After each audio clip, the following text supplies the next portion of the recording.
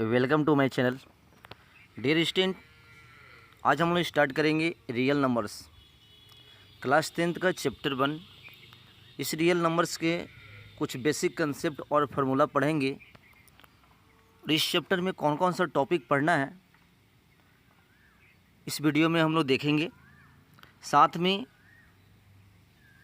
MCQ भी question कुछ बनाएंगे, ठीक है। तो स्टार्ट करते हैं। देखिए, सबसे पहले इसमें पढ़ना है आपको fundamental theorem of arithmetic. Fundamental theorem of arithmetic में कह रहा है कि एवरी कंपोजिट नंबर, ठीक है। कंपोजिट नंबर सबसे पहले जानो, कंपोजिट नंबर क्या होगा? जिसका 2 से ज़्यादा फैक्टर होगा। जैसे 4 का फैक्टर क्या है? 1, 2 और 4।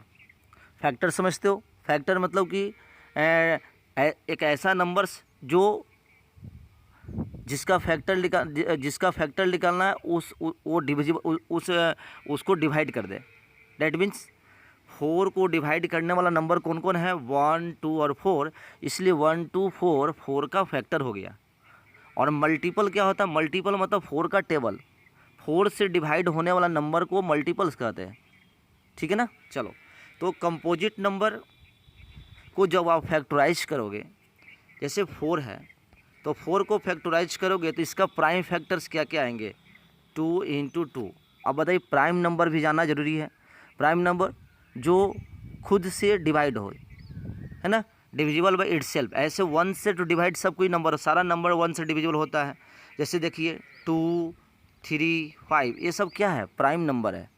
समझना, इससे बहुत इंपॉर्टेंट है। प्राइम नंबर, कंपोजिट नंबर, ये दोनों समझना है। कंपोजिट नंबर जिसका फैक्टर, है ना, क्या हो जाए? 2 से ज़्यादा हो, या आप बोलेंगे कि जो इटसेल्फ अपने के अलावा दूसरे से भी नंबर से कटे 1 के छोड़ के, है ना, 1 का छोड़ के। 1 तो सभी नंबर से डिविजिबल होता है, 1 के छोड़ के, है ना। अगर जिसका 2 डिविजिबल हो, 2 नंबर से डिविजिबल हो, उसको हम कंपोजिट कहते हैं। और 1 छोड़ के जो 1 इटसेल्फ अपने खुद नंबर से डिविजिबल हो, उसको हम प्राइम कहते हैं। जैसे 2, 3, 5। और बोलो नेक्स्ट प्राइम क्या होगा? 7। नेक्स्ट प्राइम क्या होगा आपका? 11। और बोलो 8, 9, 10। ये सब क्या होगा? कंपोजिट नंबर, है ना। इसके फैक्टर बहुत 2 से ज़्यादा है। समझ गया? चलिए, तो अब यहाँ बताओ द कंपोजिट नंबर। देखिएगा कि every composite number can be express factorial as a product of primes. Primes के रूप में, प्रोडक्ट प्राइम फैक्टर्स के रूप में, प्रोडक्ट के रूप में एक्सप्रेस किया जाता है। और दिस फैक्टराइजेशन यूनिक होता है। इसको आप, है ना, डिसअरेंज वे में भी लिख सकते हैं। जैसे देखिए, जैसे आप समझ सकते हो कि 6 है, इसका प्राइम फैक्टराइजेशन करेंगे 2 × 3 या 3 × 2, तो कोई भी ऑर्डर में लिखेंगे दोनों सेम ही रहेगा। तो यही एक कंपोजिट 6 कंपोजिट नंबर होता है। इस कंपोजिट नंबर को हम लोग प्राइम फैक्टर के रूप में प्राइम फैक्टराइजेशन करते हैं।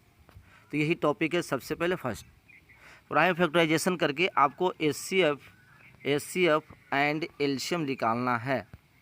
ऐसे एलसीएम और एचसीएफ आप 2 मेथड से निकालोगे, एक लॉन्ग डिवीजन से और एक फैक्टराइजेशन मेथड से। ये हमें यहाँ पे फैक्टराइजेशन मेथड पढ़ना है। समझ गया? चलिए, तो first fundamental theorem of arithmetic समझ में आपको आ गया, ठीक है ना। चलिए, सेकंड क्या है? If P is a prime, समझिए, P is a prime and P divides A²। P एक प्राइम नंबर है। सपोज P एक प्राइम नंबर 2 है, ठीक है। Then P divides A where A is a positive integer. A कोई एक positive integer है, इसको P डिवाइड कर रहा है, ठीक है ना। तो कह रहा है कि एंड P डिवाइड्स A², तो ये P A² को भी डिवाइड करेगा। जैसे P आपने 2 लिया और हमने A कोई एक पॉजिटिव इंटीजर है, तो A अगर मान ली सपोज डेट कि A हमने 2 लिया, ठीक है, तो A² सपोज डेट A² मान लेते, कोई स्क्वायर है किसी नंबर, तो स्क्वायर नंबर होगा तो 4 हो जाएगा। तो 4, देखिए 4 P से डिविजिबल है। P कितना है? 2। 4 that means A²। 4 that means A² P से, और P कितना है? 2 से डिविजिबल है। तो बताइए A² अगर 4 है तो A कितना हो गया? 2। तो 2 ए भी क्या हो गया, मतलब 2 से भी डिवाइड हो जाएगा। बात समझ में आई? ठीक है। अब कोई स्टूडेंट कहेगा, ठीक है, कि हमने ए स्क्वायर इक्वल टू 3 लिया, तो ए स्क्वायर इक्वल टू 3 कैसे होगा? नहीं होगा ना, ए रूट में आ जाएगा। यहाँ आपको ए एक पॉजिटिव इंटीजर लेना है, ए एक पॉजिटिव नहीं नेगेटिव भी नहीं लेना आपको, तो ए एक पॉजिटिव इंटीजर लेना है। तो आप बताइए, ए स्क्वायर नंबर लेना है, परफेक्ट स्क्वायर नंबर कोई लेना है, जैसे 1, 4, 9, 16 ये सब लेना है। तो अगर जैसे 4 है तो 4 का प्राइम फैक्टर क्या 2, तो पी यहाँ 2 क्या हो गया, पी हो गया ना। तो 4 को हम ए स्क्वायर समझेंगे, मतलब ए स्क्वायर पी से डिविजिबल हो गया, तो ए भी पी से डिविजिबल हो गया, ऐसे बोलेंगे आप। तो ए हो गया, आपको इस थ्योरम को आपको प्रूफ करने में यूज होगा। ठीक है, चलिए नेक्स्ट है कि एक्स भी एनी रेशनल नंबर, ठीक है, एक्स रेशनल नंबर होगा उस डेसिमल एक्सपेंशन टर्मिनेट।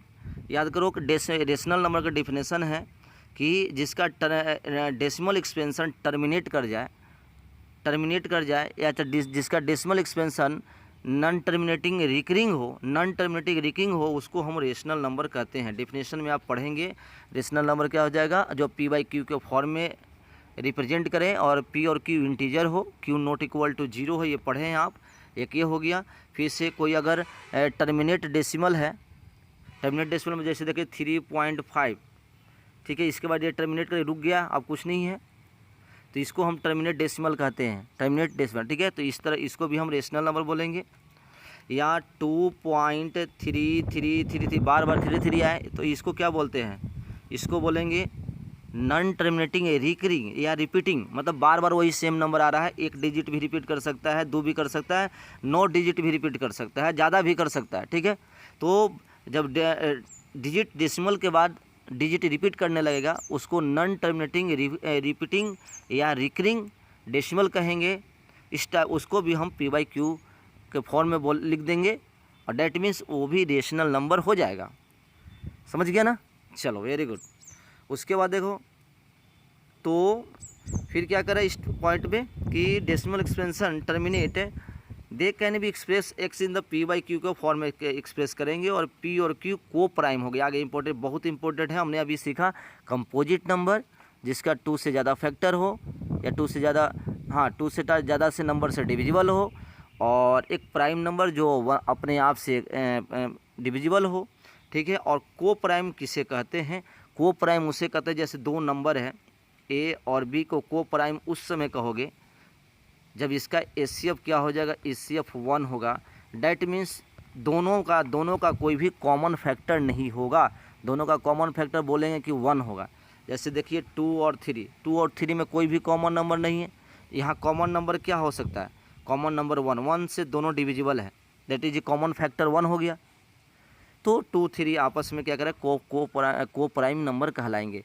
आपसे कोई पूछेगा कि 4, 6 बताओ, 4, 6 को प्राइम होगा, नहीं होगा। ठीक है ना, क्यों? क्योंकि दोनों क्या हो गया, 1 तो कॉमन फैक्टर सबका है, लेकिन यहाँ कॉमन फैक्टर क्या 1 के अलावा 2 भी आ गया, 2 से दोनों डिविजिबल है, इसलिए एक को प्राइम नंबर नहीं कहलाएगा। तो यही यहाँ पे जो नंबर लेना है, जो पी बाई क्यू के फॉर्म में जब लिखेंगे उसको कहने का मतलब है कि दोनों में कोई भी कॉमन फैक्टर नहीं होगा। जैसे देखिए मीन्स कोई भी नंबर को जब हम रेशनल नंबर में डिवाइड करेंगे, जैसे 5/15 आप मान लेते हैं कि 20 है, तो इसको हम लोग क्या करते हैं, शॉर्टेस्ट फॉर्म में लाएंगे। कट गया तो ये 3/4 ए हो गया आपका पी और क्यू को प्राइम। समझ गए? अभी ये जो 15/20 है ये को प्राइम नहीं है, क्योंकि इसमें कॉमन फैक्टर 5 आ रहा है। जिसका कॉमन फैक्टर 1 हो, डैट इज जिसका एचसीएफ 1 हो, न्यूमरेटर और डिनोमिनेटर डैट मीन्स पी और क्यू का एचसीएफ 1 हो, या कॉमन फैक्टर 1 का हो, तब जाके ये रेशनल नंबर डिवाइन होगा। ठीक है, उसके बाद कह रहा है कि तो then we can express in the figure and the prime factorization Q, जो डिनोमिनेटर होगा क्यू का प्राइम फैक्टर किस फॉर्म में होगा, 2 टू पावर n 5 पे पावर m के फॉर्म में होगा, वेयर m और n जो पावर होगा वो होगा non negative integer, that is a positive integer. तो वो रेशनल है ना, वो रेशनल का डेसिमल एक्सपेंशन टर्मिनेट कर जाएगा। क्या गया? टर्मिनेट। तो बहुत इंपॉर्टेंट है, अगर नंबर दिया रहे तो टर्मिनेट कैसे समझोगे? जिसका क्यू डिनोमिनेटर का फैक्टर में 2 और 5 होना चाहिए, ओनली 2 और 5, ओनली 2 और 5 या ओनली 2 या ओनली 5 याद, ठीक है ना। अगर ओनली 2 भी हो जाएगा तो टर्मिनेट कर जाएगा, या ओनली 5 भी होगा तो टर्मिनेट होगा, या 2 और 5 साथ में भी होगा तो भी टर्मिनेट कर जाएगा। लेकिन इसके अलावा कोई भी अगर नंबर आ गया तो वो टर्मिनेट नहीं करेगा, वो करेगा नॉन टर्मिनेटिंग रिपीटिंग होगा। ये अब आप ऑलरेडी क्लास 9th में पढ़ चुके हो, टर्मिनेटिंग का कंडीशन और नॉन टर्मिनेटिंग का कंडीशन विदाउट डिवाइड किए हुए, विदाउट डिवीजन के आप आप पढ़े हुए हैं क्लास 9th में। जैसे देखिए 3/10, चलो 3/10 लेते हैं, तो 10 का पहले डिनोमिनेटर का फैक्टर क्या होगा? 2 × 5, ऊपर 3 हो गया, ठीक है ना। तो आपको यहाँ देखिए इसका डिनोमिनेटर का फैक्टर क्या है? 2 और 5 है, तो इसका डेसिमल एक्सपेंशन क्या हो जाएगा? टर्मिनेटिंग हो जाएगा। बात समझ में आ रही है? इसी तरह बहुत सारा है, जैसे 3/7 बताओ क्या होगा? ये आपका नॉन टर्मिनेटिंग हो जाएगा, क्योंकि इसका फैक्टर क्या है? डिनोमिनेटर का फैक्टर 7 है, 7 आना चाहिए, 7 टर्मिनेट के कंडीशन में नहीं है, ठीक है ना। क्वेश्चन के थ्रू और हम लोग समझेंगे अच्छी तरह से, ठीक है। चलिए नेक्स्ट है 4 point, x p/q be a rational number such that prime factor is q at अगर 2 to power n और 5 power n वेर m और negative integer then x is decimal expansion terminate करेगा, टर्मिनेट का condition ये बता दिया। अगर नहीं होगा तो वो हो जाएगा ये नॉन टर्मिनेटिंग, या इसको नॉन टर्मिनेटिंग रिपीटिंग कहेंगे, रिपीटिंग को रिकरिंग भी कहेंगे, ठीक है। जैसे रिकरिंग का साइन कैसे होता है? यहाँ पर देखो ऐसे, जैसे देखो ये ऐसे होगा, दोनों डिजिट पर होगा, या 2.5 ऐसे रहेगा तो यहाँ पर डॉट दिया जाएगा 2, ठीक है। चलिए उसके बाद इम्पोर्टेंट एक और है फार्मूला या एप्लीकेशन है फॉर 2 पॉजिटिव इंटीजर के लिए। ये फार्मूला आपको याद रखना है। HCF 2 पॉजिटिव इंटीजर का जब HCF निकालोगे और LCM निकालोगे, दोनों को मल्टीप्लाई करोगे ना, तो वो दोनों नंबर के मल्टीप्लिकेशन के बराबर हो जाएगा, दोनों नंबर के मल्टीप्लिकेशन के बराबर है। जैसे मैं छोटा से क्वेश्चन लेता हूँ, जैसे देखो यहाँ पे मान लें कि 2 और 4 एक A=2 है और B=4 है, तो बताइए इसका आपको HCM दोनों क्या होगा? ये दोनों नंबर का HCF कितना हो जाएगा? 2, और LCM कितना हो जाएगा? LCM हो जाएगा, बोलो 4 हो जाएगा, 4 हो जाएगा ना। अभी देखिए HCF LCM को मल्टीप्लाई करेंगे तो 2 × 4 कितना होगा? 8, और नंबर कितना है? 2 × 4, A × B को करेंगे तो 8। तो ये आपका एक फार्मूला बन गया, ठीक है। तो ये फार्मूला आप याद रखिए। इसमें आपको कभी ये 4 है, इसमें 4 क्वांटिटी है आपके, 4 क्वांटिटी में आपको 3 क्वांटिटी दे देगा और एक क्वांटिटी निकालने का। कभी कभी आपको HCF निकालने का कहेगा, जिसमें LCM और A और B दिया रहेगा, दोनों नंबर दिया रहेगा, और LCM दिया रहेगा, HCF निकालने कहेगा। HCF दिया रहेगा, 2 नंबर दिया रहेगा तो LCM निकालने कहेगा। और कभी कभी HCF और LCM दिया रहेगा, जिसमें से एक नंबर दिया रहेगा, दूसरा निकालना है। तो सबका फार्मूला क्या? डिवाइड करते जाना इधर, ठीक है ना। तो हम लोग क्वेश्चन के थ्रू समझेंगे। तो ये बेसिक है, और कुछ क्वेश्चन आपको पढ़ना है, ठीक है ना। एप्लीकेशन पढ़ना है आपको, ठीक है ना। एप्लीकेशन पढ़ना है किसके बेस पे? एप्लीकेशन पढ़ना है HCF एंड LCM के बेस पे, HCM LCM के बेस पे पढ़ना है आपको, एप्लीकेशन पढ़ना है, ठीक है। समझ गए? तो ये पूरा टॉपिक है, ठीक है। एक और थ्योरम आपको पढ़ना है कि कोई भी अगर नंबर है, जैसे 6 to power n है, n एक पॉजिटिव इंटीजर है, तो क्या इसका कह रहा है कि इस पर कुछ भी पावर रखेंगे तो क्या इसका इंड जो होगा, इंड मतलब यूनिट डिजिट, क्या 0 से होगा? 0 होगा या नहीं होगा? तो देखिए यहाँ देखिएगा 6 का फैक्टर क्या है? 6 का फैक्टर 2 × 3 है। इसके फैक्टर में अगर 2 और 5 आ गया, इसमें 2 और 5 फैक्टर अगर आ गया तो इंड 0 से होगा। अब बोले कि 2, 5 के अलावा कोई अगर और नंबर आ जाएगा तो उस केज में भी आपका होगा। 2, 5, 7 भी अगर आ गया तो इसका इंड 0 से होगा। माने 2 और 5 मस्ट भी, है ना, ज़रूरी होना चाहिए। 2, 5 जरूर, 2 और 5 नंबर होगा तब जाके इंड होगा 0 से। समझ गए? अगर 2 रहेगा तो नहीं होगा, अगर 5 भी रहेगा तो नहीं होगा, ठीक है। 2, 5 एक साथ होना चाहिए। तो ये आपका पूरी तरह से रियल नंबर्स का कुछ बेसिक कंसेप्ट थे, ठीक है, और फार्मूला हमने देख लिया, ठीक है ना। चलो अब हम कुछ MCQ क्वेश्चन करते हैं और जहाँ जहाँ पे कुछ थ्योरम का और कुछ फार्मूला का यूज होगा मैं बताते चलूँगा, ठीक है ना। चलिए, तो हमने कुछ MCQ क्वेश्चन लिए हैं। MCQ क्वेश्चन बहुत ही बनाना इंपॉर्टेंट है, क्योंकि MCQ क्वेश्चन बनाने से आपको पूरी तरह से चैप्टर पे ग्रिप होता है, पकड़ बनती है, ठीक है ना। और आजकल बोर्ड एग्जाम में भी आपका MCQ क्वेश्चन पूछ रहा है, तो MCQ क्वेश्चन से बनाओ। कोई भी बुक से आपको, कोई भी आपका पब्लिकेशन है उस पब्लिकेशन से MCQ बनाइए। आपके NCERT एग्जाम्पलर हो गया, कुछ भी और भी है, जो चीज़ बुक आपको है आपका NCERT में जो MCQ है, जो भी बुक से आपको मिल रहे हैं बनाइए, या हिंदी या इंग्लिश दोनों में, ठीक है ना। तो पहला नंबर, फर्स्ट नंबर क्वेश्चन लिया गया है, ठीक है, कि the LCM of A smallest 2 digit composite number and a smallest composite number. समझिए कितना इंपॉर्टेंट क्वेश्चन है। The LCM of A smallest 2 composite number, smallest 2 composite number, composite number करना है 2 digit, smallest 2 digit composite number पहले ढूंढो कौन होगा। 2 digit smallest composite number, तो वो हो गया 10। क्या हो गया? 10, समझ रहे हो ना। और एंड स्मॉलेस्ट कंपोजिट नंबर कौन है?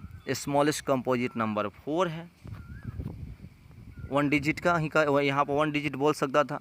तो 4, 10 और 4 का एलसीएम क्या होगा? तो 10 और 4 का एलसीएम बताइए, डैट इज ए 10 और 4 का कॉमन मल्टीपल क्या होगा?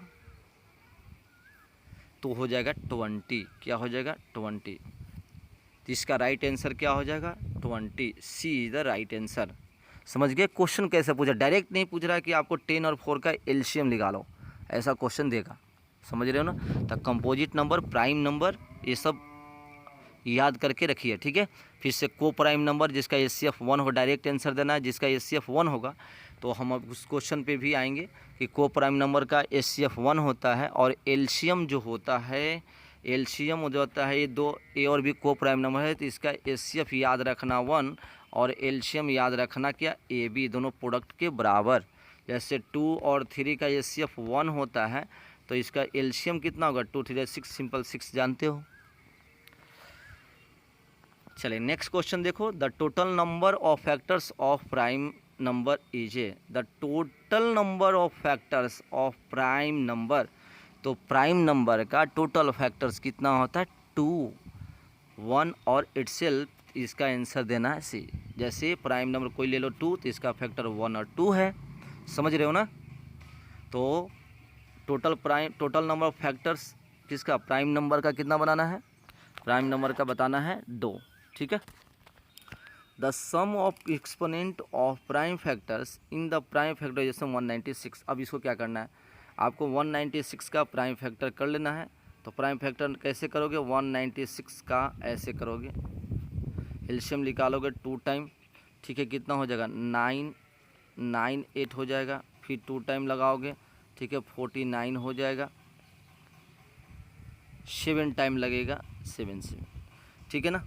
तो the sum of exponents of prime factors in the prime factor exponent. तो पहले एक्सपोनेंट फॉर्म में लिखो इसको, 2 टू पावर 2 इंटू 7 पे पावर 2 हो गया ना। तो इसका एक्सपोनेंट कितना हो गया? 1 हो गया 2, 1 हो गया 2, तो 2 + 2, 2 + 2 कितना हो गया हीरो? 4। समझ गया ना। ऐसे क्वेश्चन देगा, तो इसका बी राइट आंसर हो जाएगा, ठीक है ना। चलो 4 number question. The HCF of 135 and 225। तो ये ऐसे देख सकते किस नंबर से ये डिविजिबल होगा। एचसीएफ मतलब कि एक ऐसा नंबर जो दोनों को डिवाइड कर दे, और एलसीएम ऐसा नंबर जो दोनों नंबर से डिविजिबल हो। तो 135, 235 को निकालो, ऐसे निकाल के भी देख सकते हो।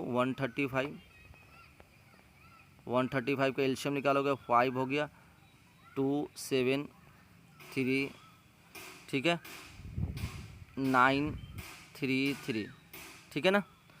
5 3 जा 15 और 3 3 जा 9, ठीक है। उसके बाद देखिए 225 का फैक्टर करेंगे, तो 5 हो गया और ये 5 45 टाइम हो गया। फिर 5 लगाओगे तो हो जाएगा 9 और फिर 3 इंटू 3। तो देखिए यहाँ कॉमन फैक्टर क्या हो रहा है? 5 3 जा 15 3 जा कितना आपका हो जाएगा इसमें 2 3 और 1 5, 2 3 और 1 5, तो 3 3 जा 9 9 5 जा 45। तो ये HCF इसका कितना हो गया 45। 45 से दोनों नंबर डिविजिबल है, इसलिए वह HCF है। 45 कह सकते हैं कि दोनों का कॉमन फैक्टर है। तो ऐसे क्वेश्चन आपको बनाना है। चलो उसके बाद है नेक्स्ट आ गया द डेसिमल रिप्रेजेंटेशन ऑफ इतना विल बी, बता रहा है कि टर्मिनेट करेगा या नहीं। तो 37 है। देखिए ऊपर आपको प्राइम, आपको ध्यान भी देना, ऊपर नंबर है जो न्यूमरेटर है वो आपको प्राइम नंबर है। तो 50 का सिंपल फैक्टर क्या होगा बताओ।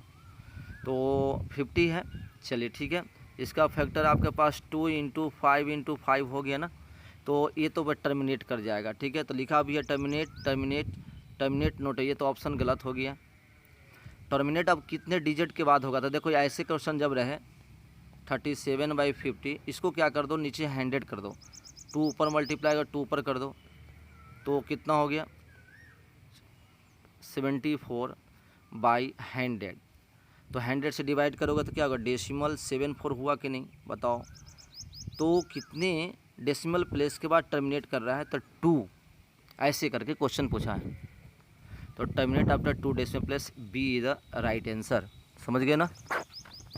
चलो 6 नंबर क्वेश्चन देखो, the largest number which divides इतना एंड इतना लिविंग रिमाइंडर इतना। देखिए अप्लीकेशन है किसका, HCF का।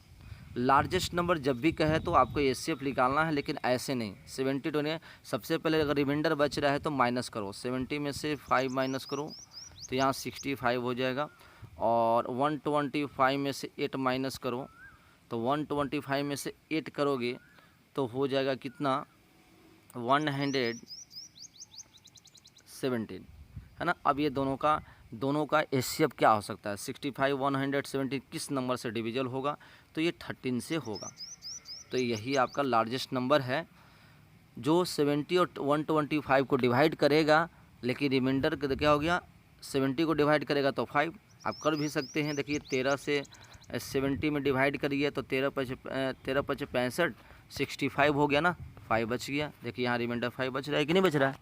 तो जब भी लार्जेस्ट क्वेश्चन ऐसे क्वेश्चन दिया रहे तो आप HCF निकालोगे लार्जेस्ट के केज में, लेकिन माइनस करके अगर रिमाइंडर बचा, अगर यहाँ पर रिमाइंडर नहीं बचता तो डायरेक्ट इसका HCF निकाल देते लार्जेस्ट नंबर में। समझ रहे हो ना। तो ये हो गया 6 क्वेश्चन MCQ। उसके बाद देखते हैं 10 क्वेश्चन MCQ करेंगे। उसके बाद नेक्स्ट वीडियो में हम लोग टोटल 50 MCQ क्वेश्चन करेंगे, ताकि पूरी तरह से इस चैप्टर का क्वेश्चन आपको बन जाएंगे। ठीक है।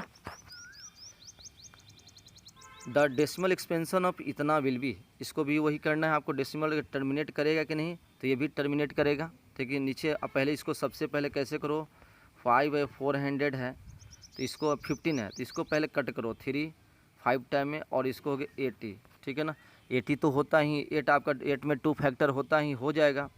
ठीक है ना। तो ये टर्मिनेट करेगा, लेकिन कितने के बाद करेगा ये देखिए। तो सबसे पहले आप ऐसा करो, 85 है तो डिवाइड कर सकते हो, डिवाइड नहीं करोगे तो देखो इसको और एक तरीका है। ठीक है, इसको आप 80 है तो 80 का आपका फैक्टर करोगे तो 240 220 210 25 है ना। 2 यहाँ से हो जाएगा 2 टू पावर 5 हो जाएगा, 2 2 4 4 2 2 जा 4 4 2 जा 8 8 2 जा 16 16 5 जा 18, तो 2 टू पावर 4 हो गया इंटू 5।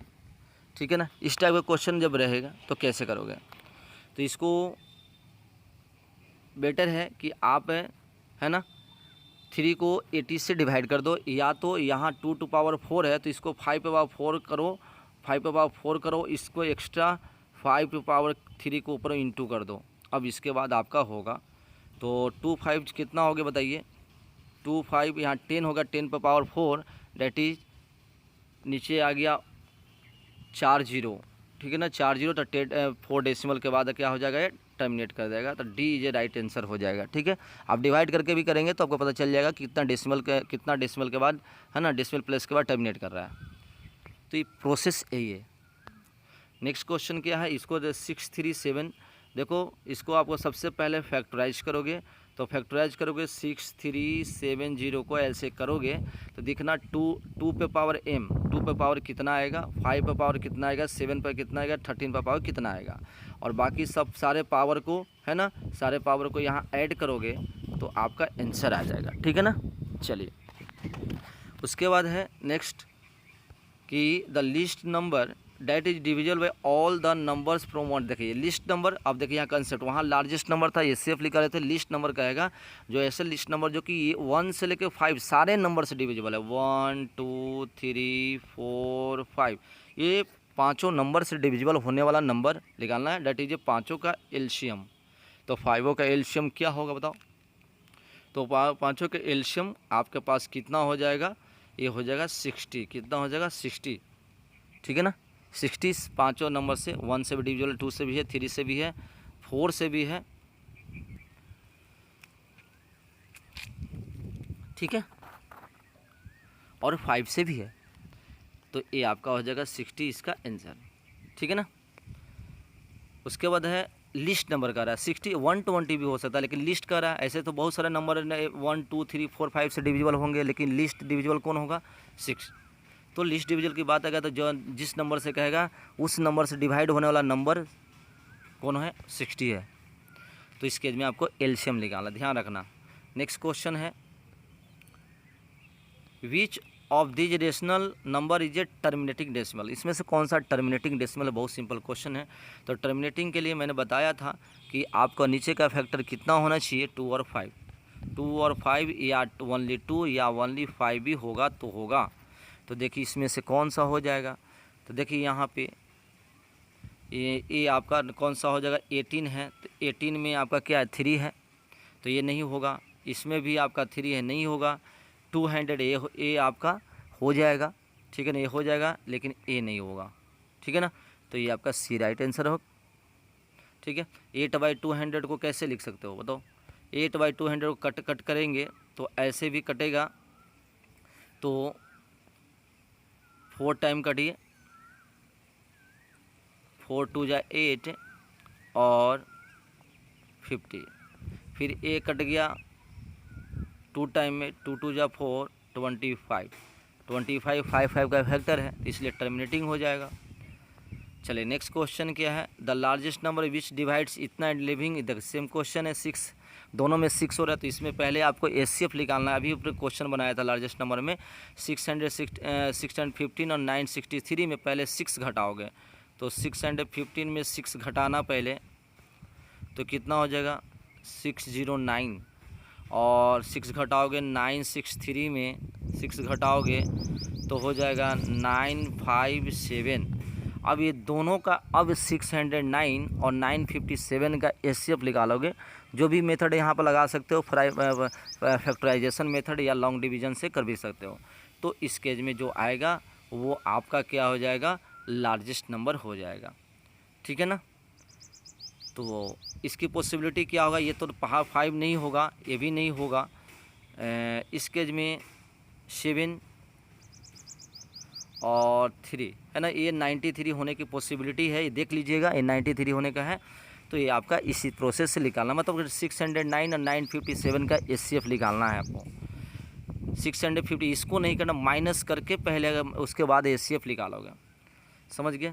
फिर नेक्स्ट क्वेश्चन है, if 3 is a least prime factor of A and 7 is a least prime factor of B, then A plus B का वैल्यू। बहुत इंपॉर्टेंट क्वेश्चन है और पूछा है, ये बोर्ड में पूछा है। ए है, ए का लिस्ट लिस्ट प्राइम फैक्टर क्या, 3, तो 3 इंटू कुछ होगा, 3 इंटू 5 इंटू 7 इंटू डॉट है कि नहीं।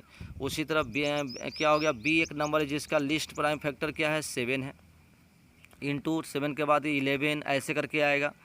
ठीक है ना, तो देखो ये पार्ट आपका कॉमन हो गया है ना, 7 इंटू, और इधर पार्ट क्या है, इसके अंदर 1 छिपा हुआ है, तो कितना 5 3 जा 15, तो 15 + 1 कितना हो जाएगा, इंटू इधर में क्या रहेगा 7 इंटू 11 इंटू ऐसे करके फैक्टर बनते जाएगा। तो ये 16 इंटू 7 इंटू 11, तो बताओ 16 का फैक्टर क्या है, सबसे लिस्ट फैक्टर क्या 2 हो जाएगा, तो ये 2 हो जाएगा। सॉरी, ये आपका ऑप्शन हो गया ये बी, ए नंबर 12 का ए आपका सही आंसर हो जाएगा। ठीक है ना, तो ये बात को आपको ध्यान देना है। ठीक है, बहुत इंपॉर्टेंट क्वेश्चन है।